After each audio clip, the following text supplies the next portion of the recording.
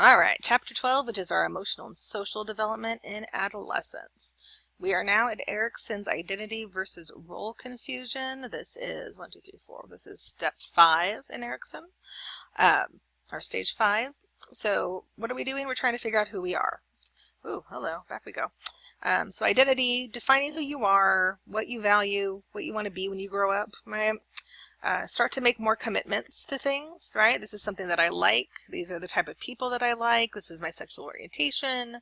These are, my, how much of an identity I'm going to show with my ethnic group, things that I care about, my values, things like that are all going to start to solidify.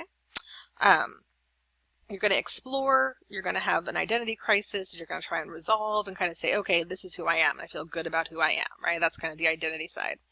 Role confusion is just really not knowing where you fit in. This is more likely to happen if you've had restricted exploration in adolescence, which can happen if you've become a parent in adolescence and you've all of a sudden had to grow up real fast and have time to figure out who you were. If your parents kind of have told you your whole life, this is who you are, and you haven't really gotten to choose for yourself. And this can make you be really unprepared for the adulthood stages, especially for intimacy, which comes next.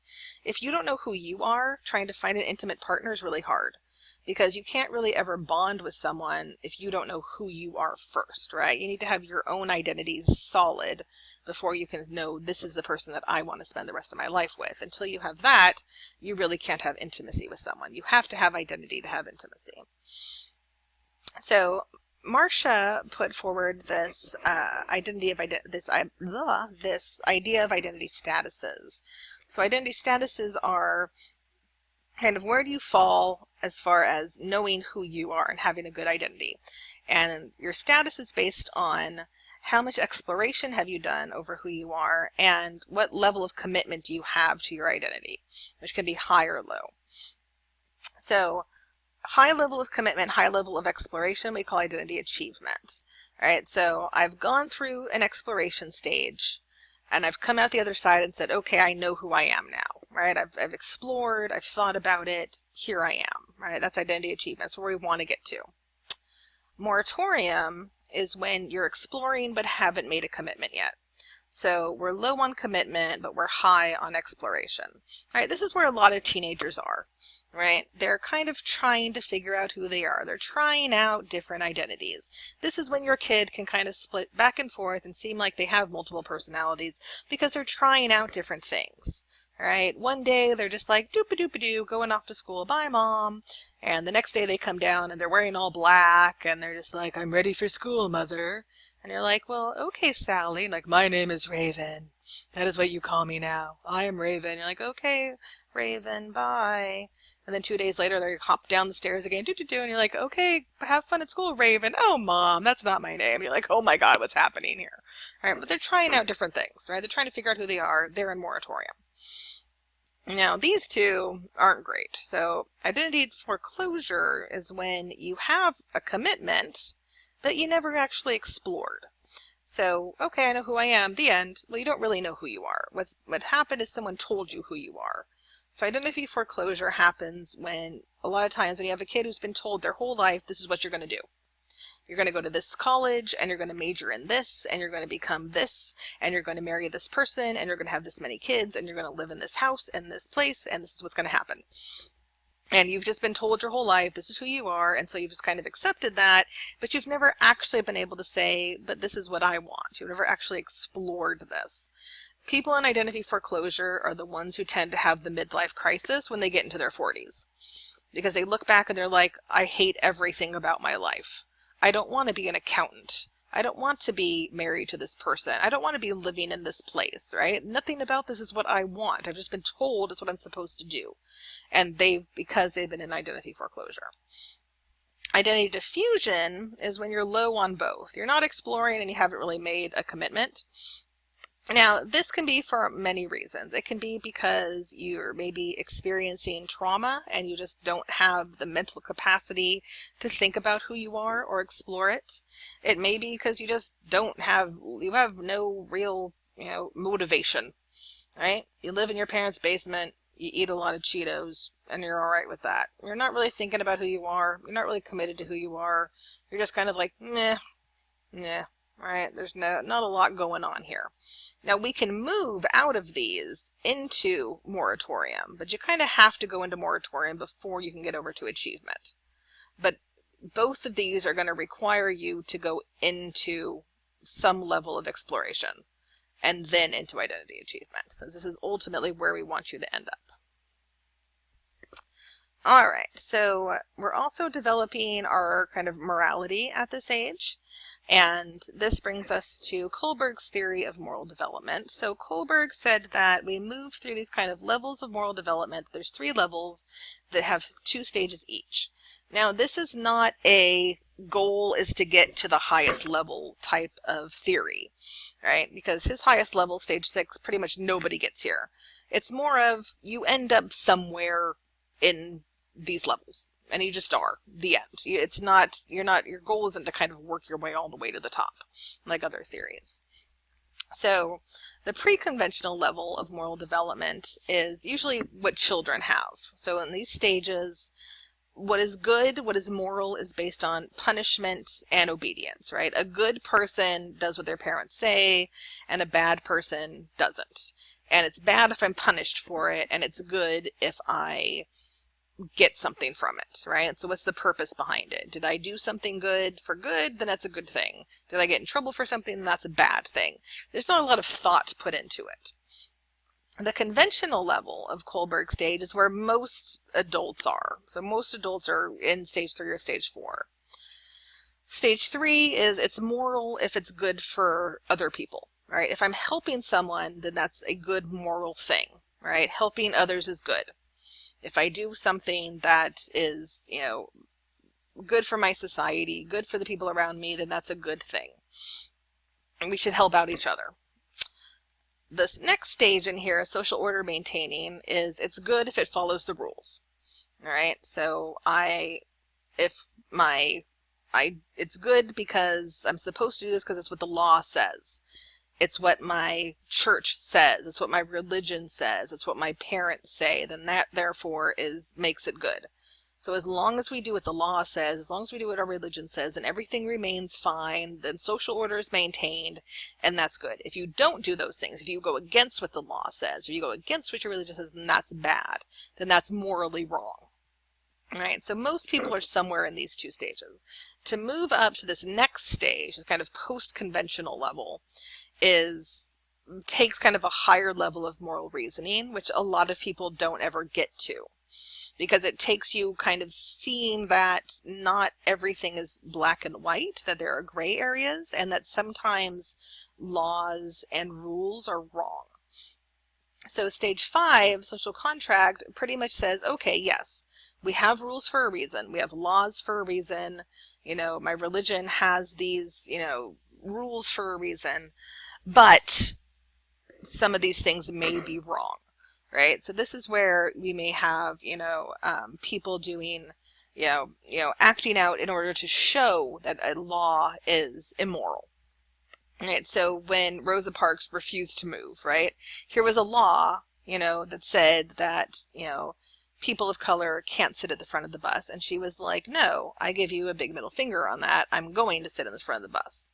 Now, most people don't know this, but Rosa Parks was a big activist before this time. She just kind of, got her notoriety by doing the not moving at the bus time.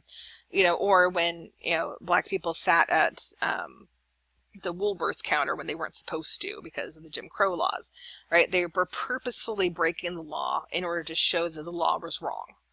All right. So people at the social order maintaining stage would be like, oh, well, you shouldn't do that. You can't do that. Don't do that. That's being bad. While people at the social contract stage were saying, no, the law is what's bad. The rule is what's bad. The rule is immoral. So I'm going to purposefully break it in order to show that.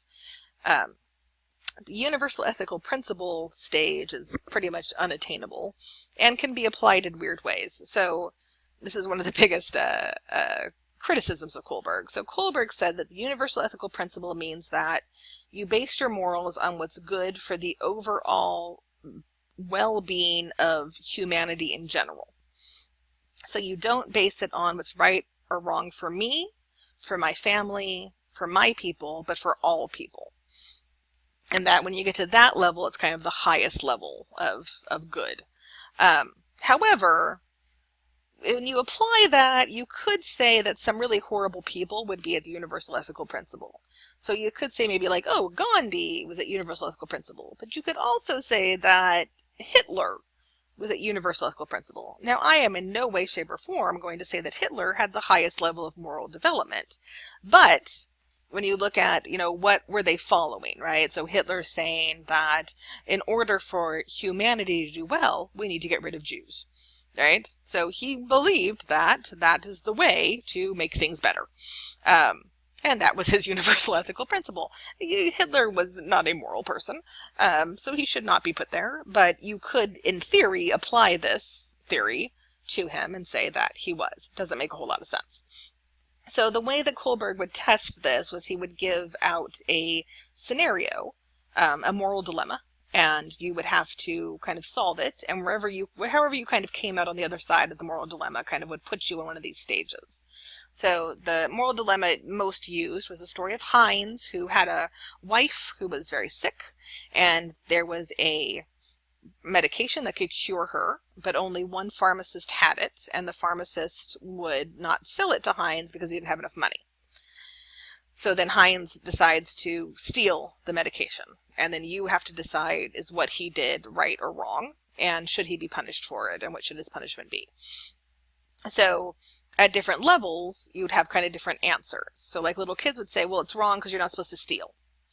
And then people at the conventional level might say, well, yes, he should have done it because the pharmacist was wrong, right? And so therefore he's helping his wife, which makes it an okay act.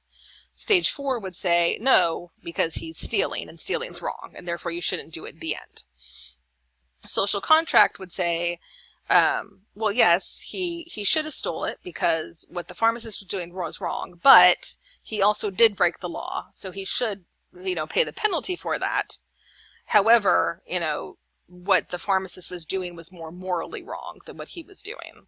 The universal ethical principle might say, no, he shouldn't have taken it because although his wife may have died, universally we shouldn't take what is not ours. And therefore by taking what is not ours, I am, doing a bigger universal bad thing, right? But who actually thinks like that? Nobody. So have fun with that. Give yourself some of these. You can look up moral dilemmas and try and solve them and find out where you fall on Kohlberg stage. All right, so formal religious involvement does tend to decline in adolescence. They tend to go to church less, don't want to do as much of those kind of formal things in their church as we move through adolescence. But religious involvement is linked to doing more community service, lower drug and alcohol use, having sex later on in life, as far as, not so early in adolescence, and less delinquency. But as I stress again, you cannot just drag a child to church and think, well, now they won't have sex or now they won't do drugs. It has to be their choice. They need to want to do it. It needs to be inherently within them that they care about their religion, that a religion is part of who they are, and then we see this lower drug and alcohol use, less delinquency, things like that. All right, so as far as friendship goes at this age, we don't have as many best friends. We tend to be a little more picky now. We're going to stress intimacy and loyalty in our friendships, which means that we very much want to have that trust with someone. We're going to be telling our friends kind of more intimate parts of ourselves, and so we really want to make sure that they are someone that we feel close to. Friends are very similar to us. We tend to have similar identity statuses. So those in moratorium tend to have friends who are in moratorium. Those in identity foreclosure tend to have friends who are in identity foreclosure. We tend to have friends that have the same aspirations as us. So if my plan is to go to college and, maybe go to graduate school, my friends tend to then become more friends that have the same types of aspirations. I tend not to hang out with the kids whose main goal is just to graduate from high school. We also tend to hang out with kids who have the same politics as us, the same political thought and ideation as us, and also friends that do the same deviant behavior as us. You know, like I said, if your kid's having sex, I mean, if your kids' friends are having sex, your kid's probably having sex. Same thing with everything else. If all your kids' friends smoke, your kid probably smokes too. All right, we tend to hang out with kids that do the same kinds of deviant behaviors as we do. The gender differences we see in our friendships at this age, girls tend to have more emotional closeness with their friends. They tend to get together just to talk. They do a lot of self-disclosure. Girls are talks. All right, they're always kind of talking, texting, you know, FaceTiming with each other all the time. Boys' friendships tend to be based a lot on achievement and status, right? If I'm, you know, one of the best basketball players, my friends tend to also be, you know, the good basketball players. Boys tend to get together to do activities, right? Boys don't just get together to sit around and talk with each other about stuff. They say, hey, let's go shoot some hoops. Let's go play, you know, this role-playing game or this video game or whatever. So they tend to do activities together. Do they bond during that activities? Yes, they can, but it doesn't have the same level that girls do. Their intimacy tends to be related to their gender identity. The more kind of masculine a boy feels that they are, the less intimate they tend to be with their male friends. The more androgynous a boy is, so the more kind of taking in both masculine and feminine types of attitudes, the more likely they are to have more intimate friends and more closer friends. So the more masculine a male boy kind of feels that he is, the less likely he is to have really close guy friends. All right, so children are likely to experience depression in adolescence, so it is the most common psychological problem of this age range, about 15 to 20%. Twice as many girls as boys are diagnosed with depression. Now, this doesn't mean that twice as many girls as boys have depression. It's just that twice as many girls than boys are diagnosed with depression. And a lot of this has to do with the fact that boys exhibit depression very differently than girls do. And males tend to exhibit depression more as aggression and anxiety, where girls tend to show the more kind of classic symptoms of sadness with depression. Girls are more likely to be taken to a doctor for depression than boys are. Girls are more likely to show depression if they are early maturing. A lot of times adults also don't take their depression seriously because they're just like, oh, what do you have to be sad about? Or, oh, it's just adolescent moodiness. Genetics plays a role in this. Depression has a very strong genetic component. If one or more of the parents, one or both of the parents are depressed, then the child is more likely to experience depression. If you have a very strict household, the child is more likely to experience depression. Also, if you have an uninvolved household. And also if the child has been taught that there is no help for you, there's no reason for you to be sad or whatever, they may kind of fall into this learned helplessness of no one's going to help me, no one's going to take care of me, what's the point? And that's more likely to lead to depression. Adolescent suicide is a leading cause of death for American youths. Adolescents have the second highest group to commit suicide. The highest group for suicide is older men. So men over the age of 65 who've been widowed have the highest rate of suicide, but the second highest rate of suicide is adolescents. The risk of suicide is kind of gender biased in that males commit suicide more than females do. Now, both boys and girls attempt suicide at the same rate, but males choose much more lethal methods to attempt suicide, and so therefore they're more likely to die. Ethnicity-wise, we do see that white kids do attempt suicide more. From a family environment perspective, if you have a difficult home life, if your parents are divorced, you're more likely to attempt suicide. If you're gay, lesbian, or trans, or bisexual, you are much more likely to try to commit suicide and commit suicide. If you have any type of mental disorder, you're at a higher risk of suicide. If you're under a lot of stress at home, you're more likely to commit suicide. And if you are highly intelligent but also withdrawn, you're more likely to commit suicide. And the more antisocial kids are also more likely to commit suicide. All right, so to prevent suicide in our teenagers, number one, you want to notice the warning signs. Notice if someone has been just really not acting like themselves, really withdrawing. Great big red flag is someone who's been showing signs of depression and then all of a sudden, like out of the blue, boom, starts acting better, starts being happy. If they start giving their stuff away, that is big, big, big red flag. That's usually a sign that they have decided to kill themselves, which has cheered them up, and now they want to give people things before they die. That's a big, big red flag.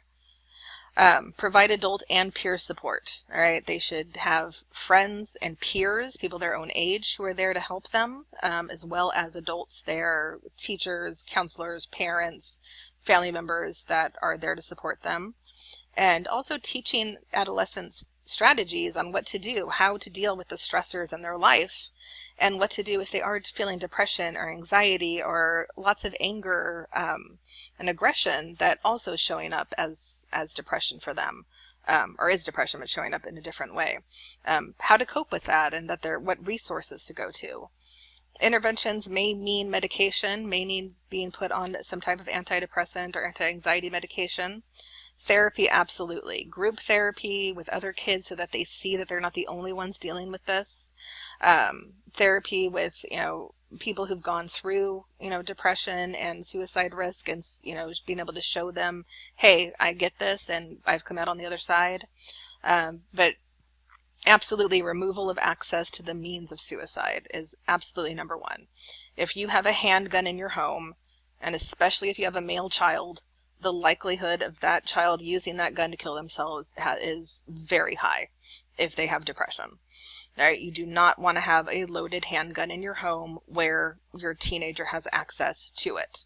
And I know saying not to have a gun in your home in Texas is akin to saying that, I don't know, whatever, it's a big, big thing not to say, but boys use lethal means to try and kill themselves, and they are more likely to die when they attempt suicide. And if they have access to a handgun, that puts them at an extremely high risk. And so keep it locked up, keep it somewhere where your son and or daughter does not have access to it. Absolutely. Remove medications that they could use to overdose on.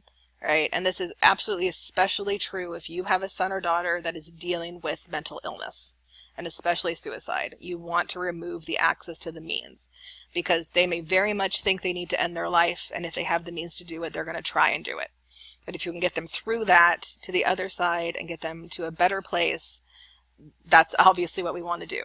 So if we remove the means for them to be able to do the attempted suicide and follow through with it, then that keeps them alive. And that's absolutely what we want to be able to do. It's kind of a bummer way to end the chapter, everybody, but there we are. We're going to move on to our 20 to 40-year-olds next week. See you then.